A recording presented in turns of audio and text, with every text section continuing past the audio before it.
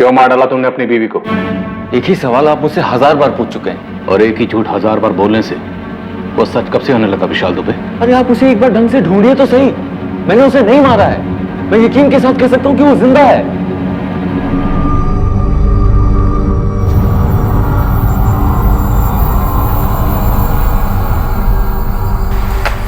कभी तो मुस्कुरा के परोस दिया करो।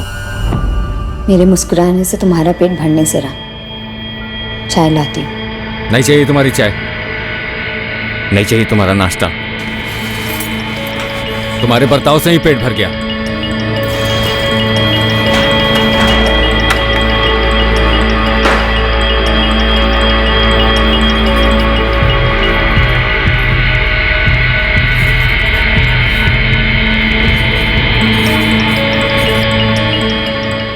आर्यन, ये पहन ले। यूनिफॉर्म नहीं, आज मुझे स्कूल नहीं जाना है। नहीं। छुट्टी? हाँ। कहाँ जा रहे हैं हम?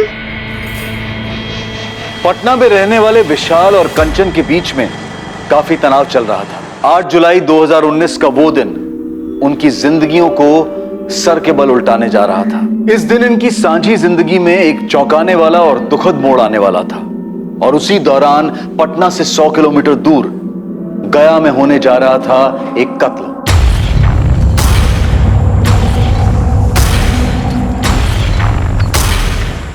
हाँ भाई बताओ, क्या प्लान है? बताओ, ये तो गोलियों की आवाज है ना? हाँ सर। साला इन शिकारियों की ऐसी की तैसी।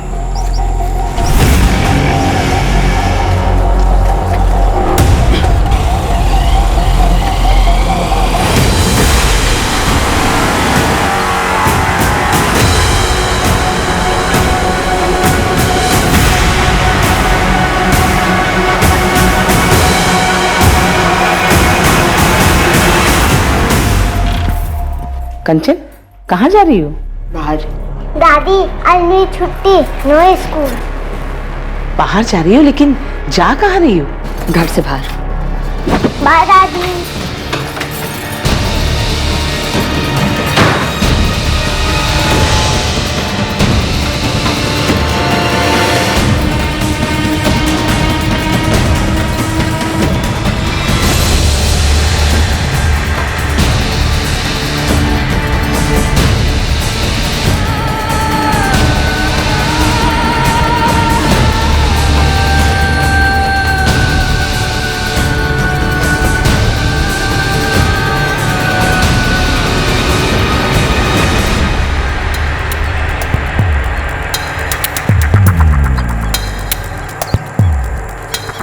सर, हमने 3 गोलियों की आवाज सुनी थी। हमें लगा कोई शिकारी जंगल में जानवरों को मार रहा होगा। तो यहाँ कर देखा तो सर, बॉडी पर कोई आइडेंटिफिकेशन नहीं है। गुप्ता जी, ये आदमी या किसी के साथ आया होगा। यहाँ आइए। ये देखिए, यहाँ पे 2 व्हीलर टायर के निशान है। यहाँ से सबसे नजदीक सीसीटीवी हमारे चौकी नंबर 7 के होंगे। फुटेज तुरंत अरेंज करवाइए। वो लोग अभी ज्यादा दूर नहीं गए होंगे।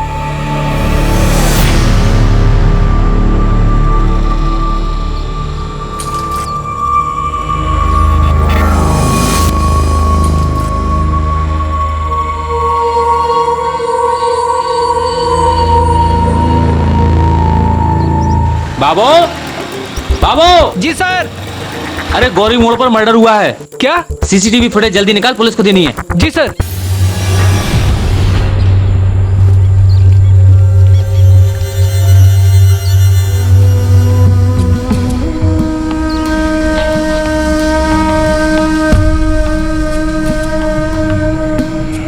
आइए मैडम, चाय बनाऊं? बच्चे के लिए कुछ दूध? नहीं भैया, थोड़ी मदद चाहिए। जी बोलिए। जी, मैं अपना फ़ोन घर भुलाई हूँ और एक अर्जेंट कॉल करना है। आपका फ़ोन मिल सकता है? जी बिल्कुल।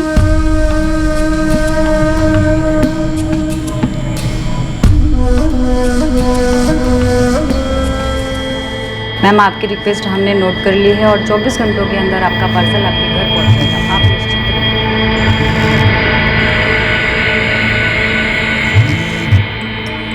हाँ हाँ, कलेक्ट होने के बाद 3 दिनों में आपका ऑर्डर डिस्पैच किया जाएगा। मैं आपकी और कोई सहायता कर सकता हूँ मैडम?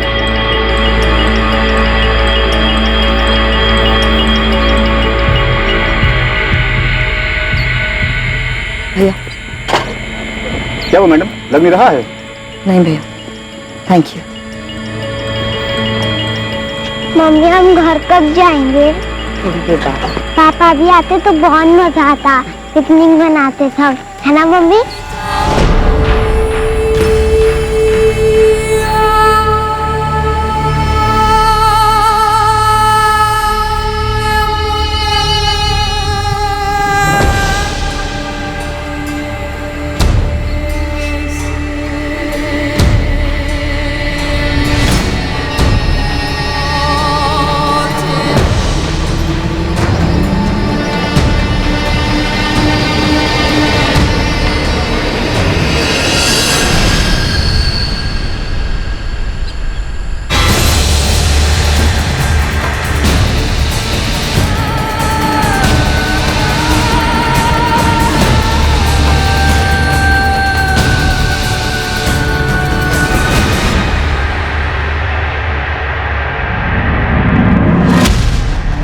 एक गोली फेफड़ों को चीर गई, दूसरी हार्ट को और तीसरी गोली पसलियों को छलनी करके निकली है। तीनों पॉइंट ब्लैंक रेंज से फायर हुए हैं। कोई आइडेंटिफिकेशन नहीं हो पाई अब तक? 25-27 का है।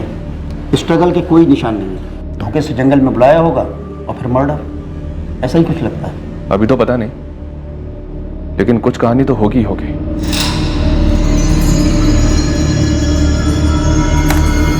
ये रहा। सर, दोनों ने हेलमेट पहन रखा है, किसी का चेहरा नजर नहीं आ रहा है। बाइक के सामने की नंबर प्लेट निकाली गई है? इन दोनों का पहले से प्लानिंग है, ये पक्का है। हो सकता है बाइक के पीछे की नंबर प्लेट हो।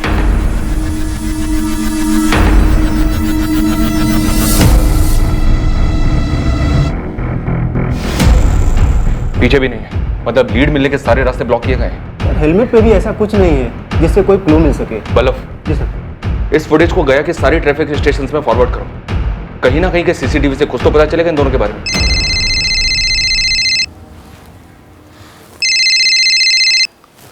हेलो, कौन बोल रहा है?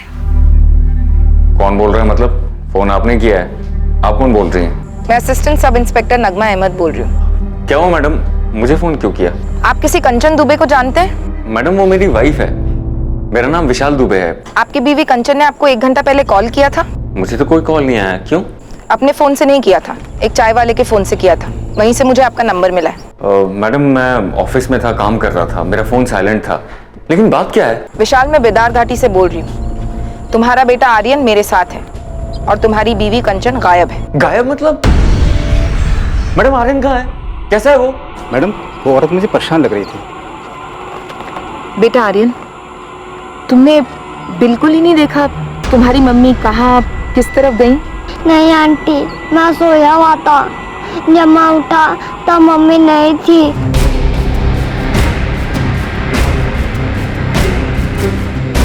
Mummy,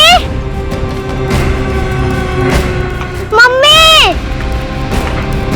mummy, mummy, mummy, mummy. Madam ये रोते रोते मेरे पास आया, मैंने भी आसपास ढूंढा मगर पता नहीं चला कहाँ गायब हो गई।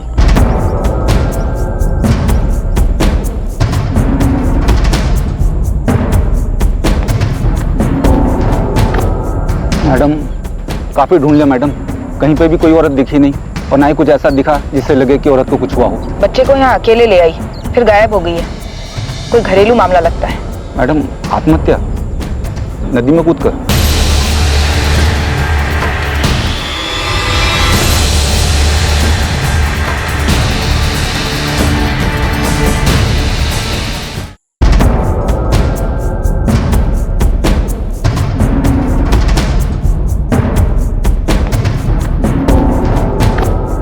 मैडम काफी ढूंढ लिया मैडम, कहीं पे भी कोई औरत दिखी नहीं और ना ही कुछ ऐसा दिखा जिससे लगे कि औरत को कुछ हुआ हो। बच्चे को यहाँ अकेले ले आई, फिर गायब हो गई है। कोई घरेलू मामला लगता है। मैडम आत्महत्या, नदी में कूद कर।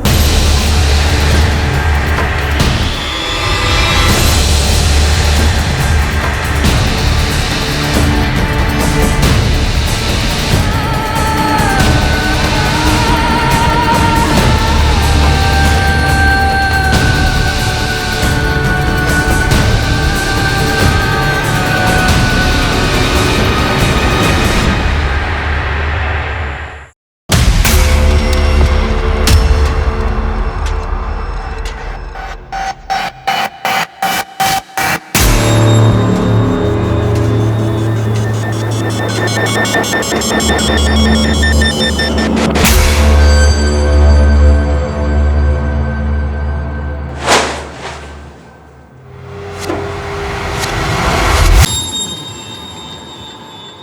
number you have called is currently switched off. आपके द्वारा डायल किया हुआ नंबर अभी बंद है।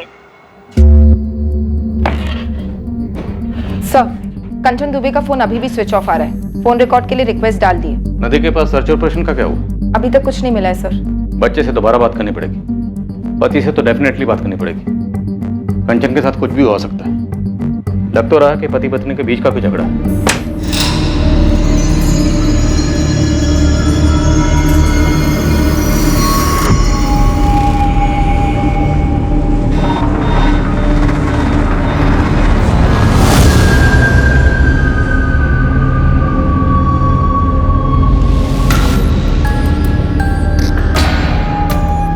पापा जी, आप मम्मी जी को लेकर यहाँ आ जाइए। माँ अकेले हैंडल नहीं कर पाएंगी। जी।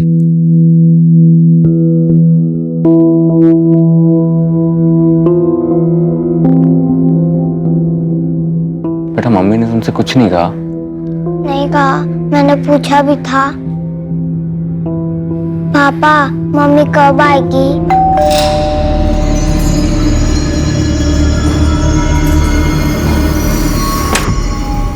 मैडम, लगता है मोबाइल बच्चे ने कचरे में फेंक दिया था। मोबाइल? कंचन का फोन? विशाल, ये कंचन का मोबाइल है ना? कचरे के डब्बे में? समझ में नहीं आ रहा है सर, कर क्या रही है कंचन? कितनी बार कहा है मम्मी का फोन नहीं छूना?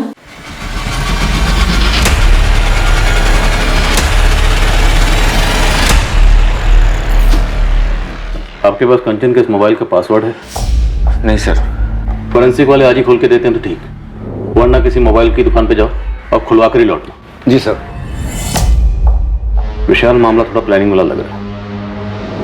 मोबाइल को स्विच ऑफ करके कचरे के डब्बे में फेंक दिया, फिर घर पे बिना किसी को बताए बच्चे को साथ लेकर बिदार घाटी में नदी के किनारे चली। वहां से एक चाय वाले के मोबाइल से आपको फोन ट्राई किया और फिर बच्चे को वहां सोया हुआ छोड़कर गायब हो गए। किस बात से इतना डिस्टर्ब किया? पता नहीं सर, पहले से ही उसका बेसिक नेचर थोड़ा चिड़चिड़ा सा रहा है, पर पिछले कुछ दिनों से कुछ ज्यादा ही कटी कटी सी थी। नदी में कूद कर जान दे दे, ऐसी कोई वजह? अरे सर, आप ऐसा क्यों कह रहे हैं? वो सुसाइड नहीं कर सकती है। बच्चे को अकेला छोड़ के गायब हो सकती है? अपने इकलौते 4 साल के बच्चे को इतने बड़े खतरे में डाल सकती है? ऐसा भी तो हो सकता है ना कि उसको नदी किनारे घुमाने लेके गई हो। ऐसे ही एकदम से बच्चे का स्कूल मिस करवा कर? मुमकिन तो है ना सर? हाँ मुमकिन है, पर सुसाइड और खुद से गायब होना भी तो मुमकिन है। देखिए, मुमकिन क्या है, रियलिटी क्या है, ये समझने के लिए आपको बताना ही पड़ेगा कि आप दोनों के बीच में इशू क्या था। टेंशन में तो थी वो जरूर, पर किस बात से परेशान थी वो मेरे साथ शेयर नहीं कर रही थी।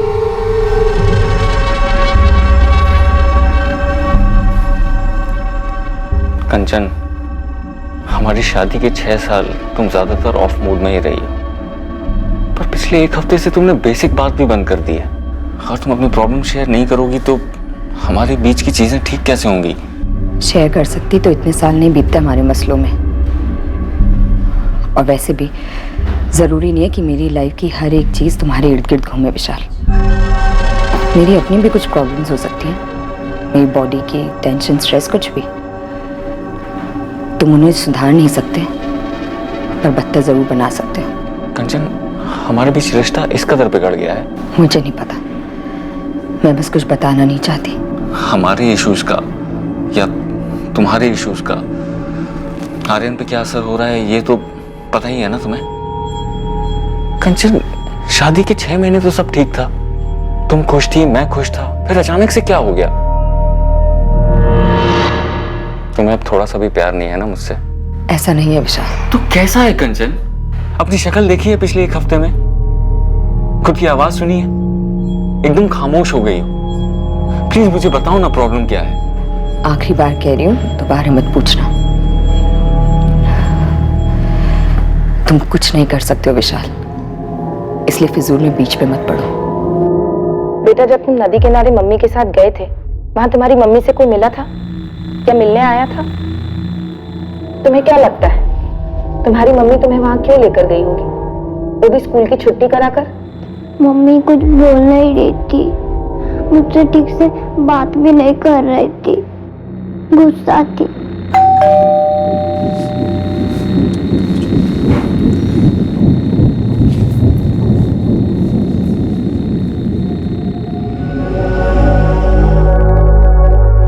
ये क्या हो रहा है कावेरी जी? हमारी बेटी कांचन गायब कैसे हो गई? सुनीता जी, हम खुद नहीं जानते ये सब कुछ ऐसे कैसे हो गया। अब हम लोग नालंदा में रहते हैं, अक्सर कंचन से फोन में बात होती रहती है और पिछले हफ्ते भी तो मैंने फोन किया था उसे, लेकिन तब ऐसा कुछ लगा नहीं कि वो परेशान है या कुछ और। अभी तो 1 महीने पहले नालंदा से लौटी थी, तब भी अच्छी खासी तो थी। लेकिन 6-8 दिनों से परेशान थी, विशाल से सीधे मुंह बात भी नहीं करती थी। कावेरी जी, आपका और विशाल दोनों का कहना है कि कंचन परेशान थी, लेकिन ऐसा कैसे हो सकता है कि आपको भनक तक नहीं हुई कि उसे क्या खाया जा रहा था? आपका दामाद विशाल तो यहाँ मौजूद नहीं है, इसलिए जो भी बातें खुलकर कहिए। इंस्पेक्टर, ऐसा कुछ था ही नहीं। अब पति पत्नी के छोटे मोटे झगड़े किस घर में नहीं होते। विशाल और कंचन में किस बात को लेकर झगड़ा होता था? मुद्दा क्या था? वो कंचन हमारी इकलौती बेटी है, शौकीन है और हमने भी पूरे किए उसके शौक, लेकिन विशाल की इनकम थोड़ी कम थी तो खर्चे के मसले को लेकर थोड़ी तनातनी हो जाती थी दोनों में। लेकिन मैंने कंचन को साफ कह दिया था, तुम्हें विशाल की इनकम में ही सब मैनेज करना है। बस इन्हीं फिजूल खर्चों को लेकर कभी कभी झगड़े होते थे। देखिए, अब मैं जो कहने और बताने जा रहा हूँ वो आपके लिए सुनना और समझना थोड़ा मुश्किल हो सकता है। जिस प्लानिंग के साथ कंचन घर से निकली, हमें लगता है कि वो सुसाइड के इरादे से घर से निकली थी। नहीं, कंचन ऐसा कभी नहीं करेगी। और शायद आर्यन को अपने साथ इसलिए लेकर गई क्योंकि अपने साथ साथ आर्यन की भी जान लेने की सोची होगी।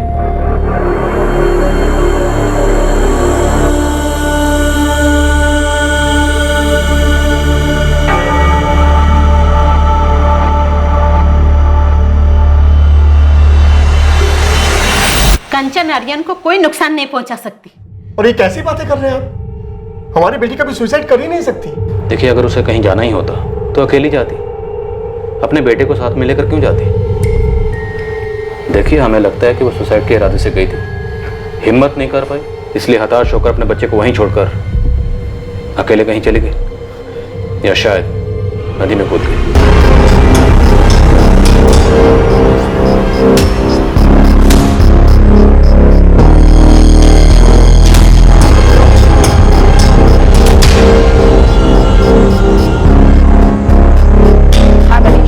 नदी से लगकर जितने थाने हैं सब में कंचन दुबे की फोटो और डिटेल्स फॉरवर्ड कर दो। मल्ला और मछुआरों के एसोसिएशन में भी सबको आगाह कर दो। विशाल बेटा, वो पुलिस वाले कह रहे हैं कि किसी घरेलू अनबन के कारण कंचन ने। भाई साहब,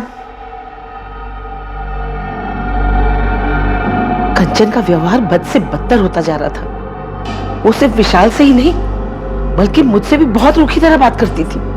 उस दिन मैं उससे बार बार पूछ रही थी कि वो कहाँ जा रही है, लेकिन उसने मुझे बदतमीजी से जवाब दिया और चली गई। लेकिन कावेरी जी, पुलिस वाले कह रहे हैं कि कंचन ने शायद सुसाइड कर लिया है। मेरा जी बहुत घबरा रहा है। जी, आपका घबरा रहा है पापा जी, आप घबरा रहा है। तब जी नहीं घबराया जब आपकी बिगड़ी हुई बेटी सालों से राजकुमारी वाले तेवर दिखा के मुझे नीचा दिखाती थी, और आपने क्या किया? जो पैसे मैं नहीं दे सकता था उसे वो आपने उसे दिए। तब जी घबराना चाहिए था ना कि अंजाम क्या होगा। लेकिन बेटा, मैंने तो मेरी गलती कबूल कर ली थी ना। तुम्हारी शिकायत के बाद उन्होंने एक बार भी पैसे नहीं दिए उसे अलग से। मैं समझ गया था कि पैसे खर्च करने के मामले में कोई कंट्रोल ही नहीं है मेरी बेटी का। देख कंचन बेटा, ये पैसे जो तुम मुझसे मांग रही है ना, ये मैं तुझे दे नहीं सकता। पर क्यों पापा? हम आप ये मत कहिए कि आप अफोर्ड नहीं कर सकते हैं। बेटा, तू नहीं कर सकती। अपने पति का अपमान तू अफोर्ड नहीं कर सकती। पापा, आप भी? मैं जो भी कह रहा हूं उसे ध्यान से सुन। ये लड़का अच्छा है तेरे लिए। विशाल एक अच्छा इंसान है और उससे तुझे 3 साल का एक बच्चा भी है। बेटा, बार बार उसकी इनकम को ऐसे कम ठहराएगी तो उसके आत्मसम्मान को ठेस पहुंचेगी बेटा। और ये अच्छी बात नहीं है। अच्छा, तो मेरे पीठ पीछे वो मेरी चुगली भी करने लगा आपसे? विशाल ने क्या कहा पापा? विशाल ने क्या कहा या नहीं कहा ये कोई मायने नहीं रखता। मायने छोड़िए पापा, ये बताइए विशाल ने क्या कहा? क्या उसने कहा कि मुझे और पैसे ना दो? हाँ बोला मैंने उनसे कि तुम बेकार की ज्वेलरी में फिजूल खर्च करती हो, तुम्हें कैश ना दें। तो तुम दोगे मुझे पैसे? हाँ, लाओ दो। होते भी तो नहीं देता। पैसे भी कौन से होते हैं? कंचन, मैं हर महीने की तनख्वाह तुम्हारे हाथ में देता हूँ ताकि महीना इज्जत से कट जाए। घर की EMI, फैमिली का खर्चा, ये सारी चीजें अच्छे से मैनेज हो जाएं। लेकिन तुम्हें तो इन सब चीजों को कोई फर्क ही नहीं पड़ता। ये मेरी मेहनत की कमाई है, संभालो इसे। संभाला वो जाता है जो हाथ में हो। तुम्हारी कमाई ना तुम्हारे दिमाग में ज्यादा है। पता नहीं किस बात का गुरूर है। गुरूर नहीं है, मैं हमारे बच्चे के लिए, तुम्हारे लिए मेहनत करता हूं, किसी के सामने हाथ नहीं फैलाता। एक चीज होती है गरिमा, डिग्निटी, आत्मसम्मान, जो हमें सिखाती है अपनी कमाई में मैनेज करना।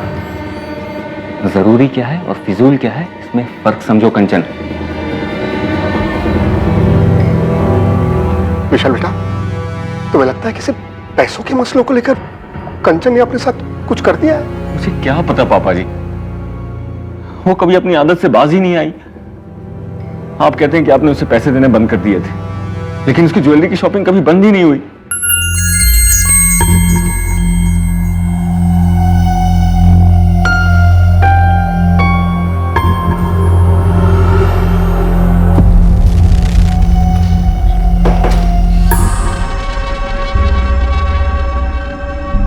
ये कब लिया कभी? तुम फिर से पापा से पैसे ले रही हो? नहीं। ये तो असली सोना लग रहा है, महंगा होगा। मैं नकली और सस्ती चीजें नहीं पहनती। इतने पैसे कहाँ से आए कंचन? बचाए थे मैंने। इतने पैसे कहाँ से बचा लिए कंचन? हाथ छोड़ो। इतने पैसे कहाँ से आए? कीमती ज्वेलरी खरीदने के लिए कंचन के पास पैसे कहां से आए थे, इस सवाल के जवाब में कंचन के गायब होने का राज भी छुपा हुआ था। पर उसकी फिजूल खर्ची करने की आदत एक ऐसा मुद्दा था जो तहकीकात में अपने आप उठकर आया था। कंचन दुबे के बारे में एक और बात थी जो अभी तक किसी की नजर में नहीं आई थी। सेठ जी, पक्का यही थी? इसको कैसे बोल सकता हूं मैं?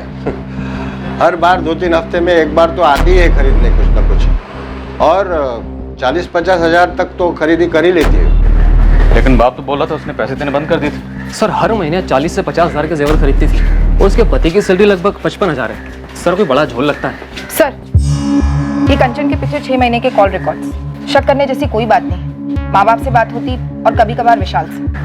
ठीक है पंकज, लगे रहो। ठीक है साहब। इनके अलावा किसी से बात नहीं होती? इस फोन को तो वो घर से निकलने से पहले स्विच ऑफ करके डस्टबिन में फेंक गई थी। हाँ, अगर कोई और फोन यूज करती हो जिसके बारे में किसी को ना पता हो तो कह नहीं सकते। कंचन ने सुसाइड किया या खुद भागी, लेकिन दोनों की कोई ठोस वजह सामने नहीं आ रही। भागने की पॉसिबिलिटी ज्यादा लगती है सर, लेकिन बच्चे को लेकर क्यों भागी? और अगर ले गई तो अकेले क्यों छोड़ दिया? ये जरूर खटकता है सर। शायद पहले प्लान होगा कि बच्चे के साथ भागेगी, लेकिन बाद में ख्याल आया होगा कि बच्चे के साथ मुश्किल होगी, अड़चने आएंगी, इसलिए बच्चे को छोड़ गई। तो घर पे छोड़ जाती सर। ऐसे नदी किनारे, घर से इतनी दूर, 4 साल के बच्चे को कोई माँ कैसे छोड़ सकती है? कुछ तो सीरियस हुआ होगा पिछले 1 हफ्ते में। ऐसे कैसे हवा हो गई बिना कोई निशान छोड़े? सर, शायद ये पहली बार ना हो। 6 साल की शादी थी। लेकिन अगर घर से इस तरह जाने की पहले भी कोई हिस्ट्री होती तो उसका पति या माँ बाप हमें कुछ तो बताते। अभी तक हमें कंचन के बारे में जितना भी पता है सिर्फ उसके पति विशाल के पॉइंट ऑफ व्यू से पता है। राइट, और हो सकता है उसने हमें सब कुछ सच ना बताया। मैं तुमसे बाद में बात करता हूं। नहीं, अभी कुछ मिला नहीं है उसका। अच्छा सुनो, कंचन के पेरेंट्स आए हुए हैं, मैं बाद में कॉल करता हूँ, ठीक है? हो सकता है सब कुछ किया करा विशाल का ही हो और हमारे सामने परेशान पति की एक्टिंग कर रहा। हो सकता है सर। विशाल को स्कैनर पर डाल देते हैं, पता चले स्टोरी कुछ और ही है।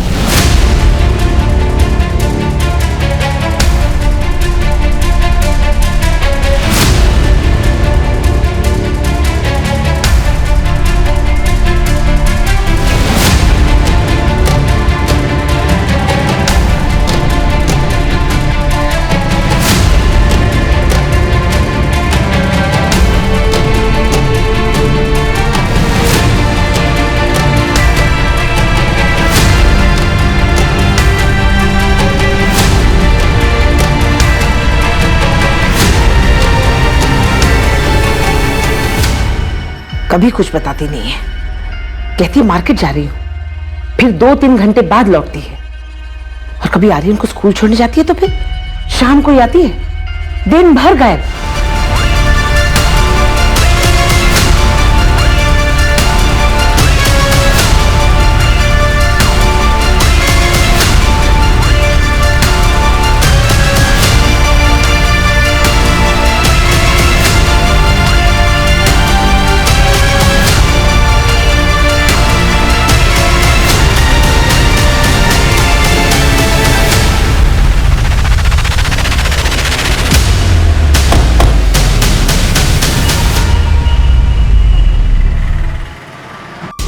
जैसे ही आपके खबरी ने मुझे फोटो दिखाई, मैंने बता दिया ये बंदा 7 जुलाई की रात को हमारे यहाँ ही रुका था। इसका कोई आईडी वाईडी लिया था क्या आपने? हाँ जी सर।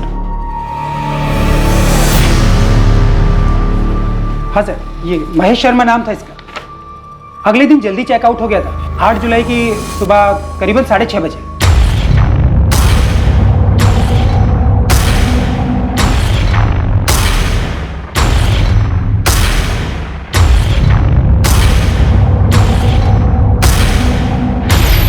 एक बात थी साहब, तब नहीं खटकी, लेकिन मर्डर के बारे में सुनते ही दिमाग में आया। ये बंदा खाली हाथ आया, कोई बैग वैग भी नहीं था इसके पास। थैंक यू जावेद, इस आधार कार्ड की कॉपी से हमारी बहुत मदद होगी।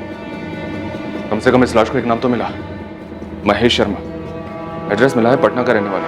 अब इस केस में कुछ मूवमेंट हो गया। सर, आधार कार्ड फर्जी लगता है, पटना में ऐसा कोई एड्रेस है ही नहीं सर। व्हाट? मुझे पहले से डाउट था, इसलिए सर्वर पर नाम, नंबर, एड्रेस डाला, कुछ दिखा ही नहीं सर। तो इसका मतलब ये नाम महेश शर्मा, ये भी फर्जी होगा? बिल्कुल होगा सर। ये फर्जी आधार कार्ड कौन बनाता है? जो शायद कायम करने के इरादे से निकला हो सर। या फिर कोई मचा हुआ क्रिमिनल। बल्लभ, सारे हिस्ट्री शीटर्स को खगालना शुरू कर दो। किसी न किसी फाइल में ये चेहरा जरूर मिलेगा।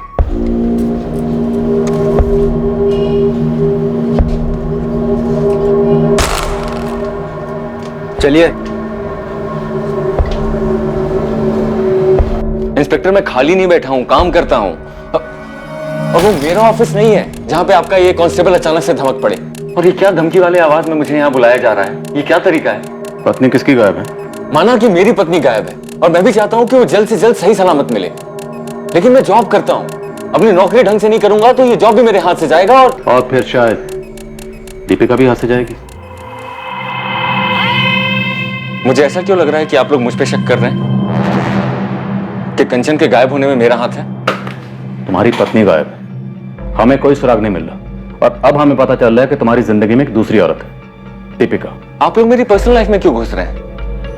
कहीं जबरदस्ती ये साबित करने की तो कोशिश नहीं कर रहे कि कंचन के साथ मैंने कुछ कर दिया? पता नहीं था कि दीपिका का नाम सुनकर तुम इतना हड़बड़ा जाओगे। और तुमने क्या सोचा था?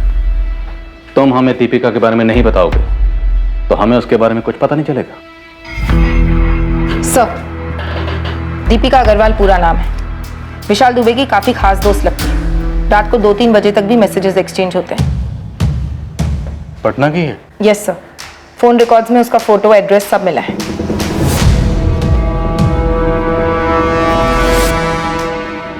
नहीं, अभी कुछ मिला नहीं है उसका। अच्छा सुनो, कंचन के पेरेंट्स आए हुए हैं, मैं बाद में कॉल करता हूँ। ओके विशाल, फ्री होकर कॉल करना। दीपिका का कंचन से या उसके गायब होने से कोई वास्ता नहीं है। दीपिका भी यही बोलेगी। दोनों ने मिलकर सब कुछ डिसाइड किया, क्या बोलना है क्या नहीं बोलना। आज के दौर में टेक्नोलॉजी, खास करके इंटरनेट राज कर रहा है। ऐसी कई एप्लीकेशंस या एप्स हैं, प्लेटफॉर्म्स हैं, इनोवेशंस हैं जो कि जानकारी और मनोरंजन से भरपूर हैं, और साथ ही ये अपनी क्रिएटिविटी का प्रदर्शन करने का एक आसान और सरल जरिया भी बन जाते हैं। लेकिन कुछ ऐप्स जितने काम के होते हैं उतना ही खतरा होता है उनके दुरुपयोग का। ये जिस स्पीड से काम करते हैं उतनी ही स्पीड से तबाही भी मचा सकते हैं। मैडम, मैं विशाल की दोस्त हूँ, बस एक अच्छी दोस्त। बस सिर्फ दोस्त। दिन भर में 8-10 कॉल्स, दर्जनों मैसेजेस, रात को भी। तुम दोनों सिर्फ दोस्त हो? वो एक्चुअली हम कॉलेज के दिनों से दोस्त हैं, सिर्फ दोस्त। इससे ज्यादा हम दोनों के बीच में कुछ भी नहीं है। हम दोनों के बीच में कुछ नहीं है, या फिर हम दोनों के बीच में सिर्फ कंचन है, या शायद ठीक? गलत, बिल्कुल गलत सोच रहे हैं आप। माना मेरे और कंचन के बीच में प्रॉब्लम्स थी, मैंने मना तो नहीं किया ना सर। दीपिका सिर्फ एक अच्छे दोस्त की तरह मुझे मेरे प्रॉब्लम से जूझने में हेल्प कर रही थी। उससे बात करके जरा सुकून मिलता था मुझे। और तुम्हारे सुकून के बारे में तुम्हारी पत्नी को पता था? कंचन को? शायद नहीं पता था, क्योंकि तुम्हारी इस मैरिज काउंसलिंग पर वो आपत्ति जताती। जी हो सकता है। देखो दीपिका, सच बोलो तुम दोनों ने क्या प्लानिंग की थी? प्लानिंग? मैम कौन सी प्लानिंग की बात कर रहे हैं आप? कंचन को गायब करने की प्लानिंग। देखिए मैडम, हमने ऐसी कोई प्लानिंग नहीं की है। वो भाग गई होगी किसी के साथ, जिससे क्या? किसके साथ भाग सकती है कंचन? विशाल को पता है? जी मुझे नहीं लगता। नहीं लगता? तुम तो विशाल के लिए 24 घंटे की हेल्पलाइन चला रही हो ना? मैम आप बात को कहीं से कहीं लेकर जा रही हैं। अब तुम दोनों हमें कहाँ लेकर जा रहे हो? अंधी गली में? इतना आसान समझ रखा है पुलिस को गुमराह करना? गुमराह तो वो कर रही थी। विशाल को शक था कि शायद उसकी लाइफ में कोई और है, किसी से कुछ चल रहा है। विशाल ने मुझे बताया भी था। दीपिका, उसके फादर ने कहा कि अब वो उसे पैसे नहीं भेज रहे हैं। फिर इतना कीमती गोल्ड का नेकलेस कौन लुटा रहा है उसके ऊपर इतने पैसे? विशाल, क्या तुम्हें शक है उसकी लाइफ में कोई? मैंने पीछा किया था उसका। क्या किया तुमने? तो विशाल पीछा कर रहा था कंचन का? हमें तो नहीं बताया विशाल ने, ना शक के बारे में ना पीछा करने के बारे में। मुझसे रहा नहीं जा रहा था, मुझे पता करना ही था। लेकिन कंचन बहुत चालाक है। वो जान गई थी कि मैं उसका पीछा कर रहा हूं। वो मुझे हमेशा चकमा दे देती थी, गायब हो जाती थी। कितनी बार पीछा किया था कंचन का? सर 2-3 बार। इतनी जरूरी बात तुमने हमें नहीं बताई, हमने खुद पता की। अब और क्या क्या छुपा रहे हो? साफ साफ बोल दो। तुम्हें लगता था ज्वेलरी के पैसे भी उस बॉयफ्रेंड से आते थे? और कहां से आएंगे इतने सारे पैसे? क्या कंचन घर से सारी ज्वेलरी लेकर भागी थी विशाल? वो नेकलेस भी, जिसका जिक्र तुमने अपनी गुड फ्रेंड दीपिका से किया था? ज्वेलरी सारी घर पे ही थी। सबसे पहले मैंने वही चेक किया था।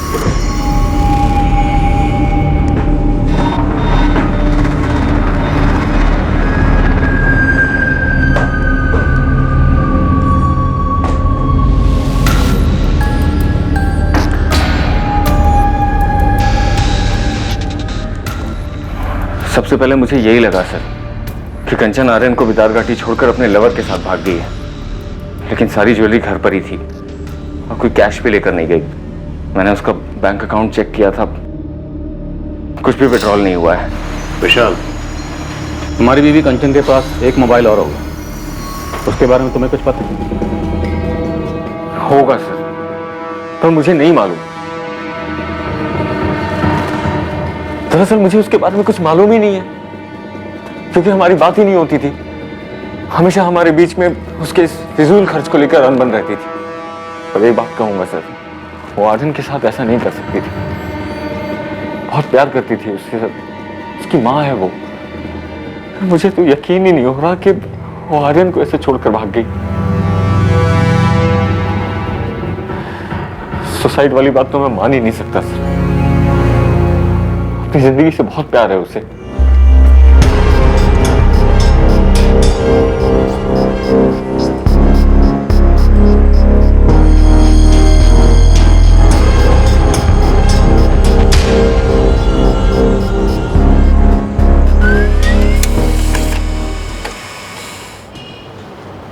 सर, पटना पुलिस ने महेश शर्मा को आइडेंटिफाई कर लिया है।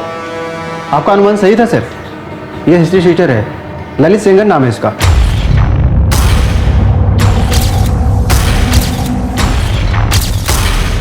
किसी गिरोह के साथ दुश्मनी रही होगी और ठोक दिया गया। ये तो उसका अपना गिरोह ही बता पाएगा सर, पर हाँ गैंगवार वाली फीलिंग आ रही है।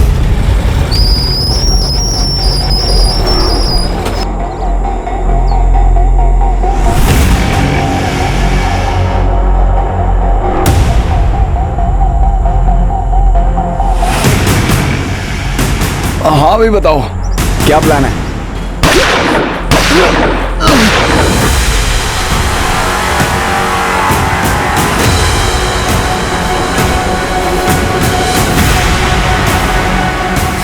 चल हो गया, चल। साले बोला था।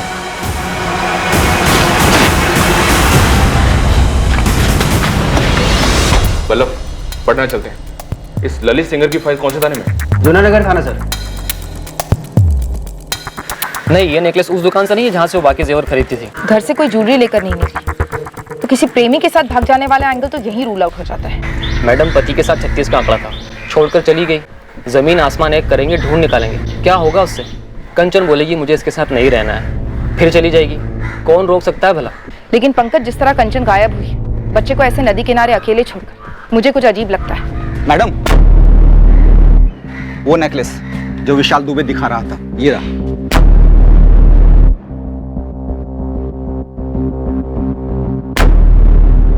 इसका मतलब कंचन का ये नेकलेस चोरी का था? हाँ madam, Galaxy apartment flat number 302 संत कबीर रोड 12 अप्रैल 2019 को चोरी हुई थी। फ्लैट के मालिकों ने शिकायत दर्ज की 13 अप्रैल को। उनके पास ज्वेलरी की कुछ तस्वीरें थी, उनमें से एक ये हार था। हाँ सर, ये तो मेरा ही नेकलेस है जो रात को चोरी हुआ था। ये कहाँ से मिला आपको? चोर मिल गए क्या?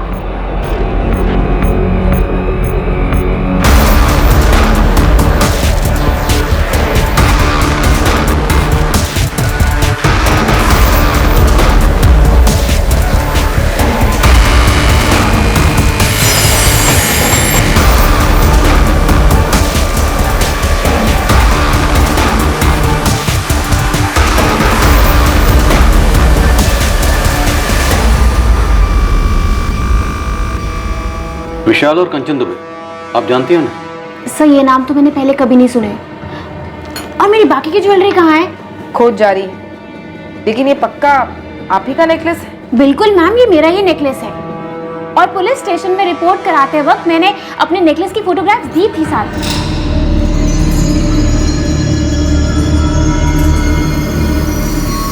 ये कब लिया? तुम फिर से पापा से पैसे ले रही हो? नहीं, ये तो असली सोना लग रहा है, महंगा होगा। मैं नकली और सस्ती चीजें नहीं पहनती।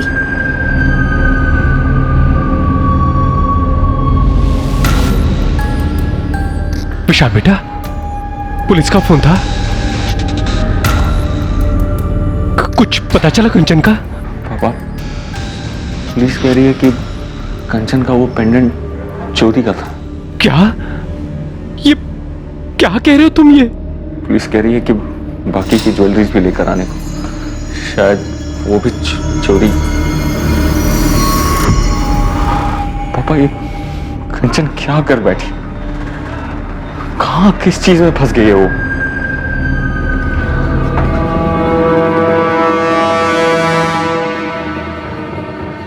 सर, ये ललित सेंगर है, उस गैलेक्सी अपार्टमेंट वाली चोरी में संदिग्ध था, लेकिन पकड़ा नहीं गया।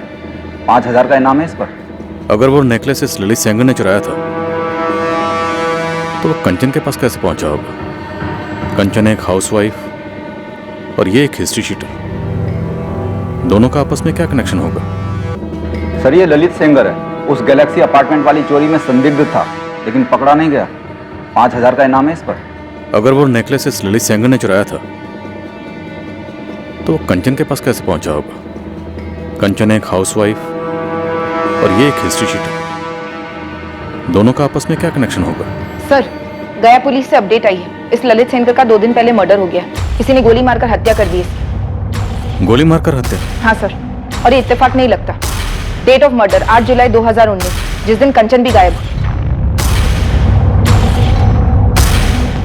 सर, लॉज से मिले फर्जी आधार कार्ड की वजह से मैं शक हुआ कि इस बंदे का क्रिमिनल बैकग्राउंड हो सकता है।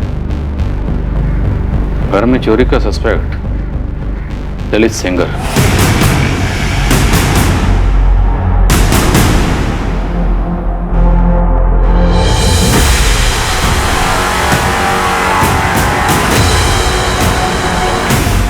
और उन चोरी के जेवरात में से एक नेकलेस कंचन के पास था। 8 जुलाई 2019 को कंचन अजीब तरीके से गायब हो जाती और उसी दिन यह ललित सेंगर मारा जाता है। सर, कहीं कंचन भी मारी तो नहीं गई? विशाल, कंचन का पति विशाल इन दोनों मर्डर्स का मास्टरमाइंड है। वही है, यही है जिसे लेकर तुम्हें अपनी पत्नी कंचन पर शक था। यही है जिसका पता लगाने के लिए तूने कंचन का पीछा किया। यही है वो आदमी जिसका तुम्हारी पत्नी कंचन के साथ अफेयर था। ललित सेंगर पेशेवर चोर था, वो नेकलेस शायद इसी ने चुराया होगा और बाद में तुम्हारी पत्नी कंचन को गिफ्ट किया होगा। तुमने इस आदमी का पता लगाया और बाद में 8 जुलाई को दोनों का मर्डर करवाया।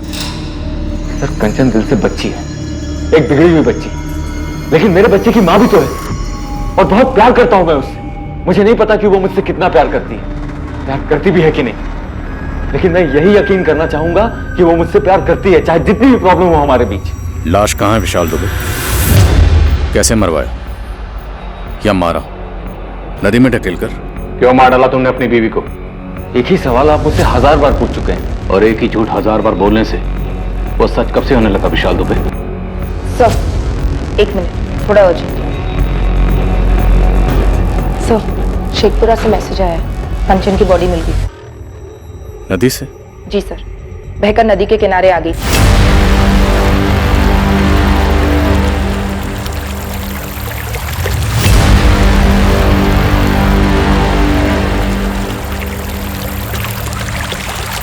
सुसाइड है या मर्डर? गला घोंटकर नदी में धकेला गया? सर शेखपुरा थाने ने बॉडी हमारे पास डिस्पैच की है पोस्टमार्टम के लिए। सुसाइड तो नहीं लगता, इसमें पक्का इस विशाल का हाथ है, इसी का हाथ होगा।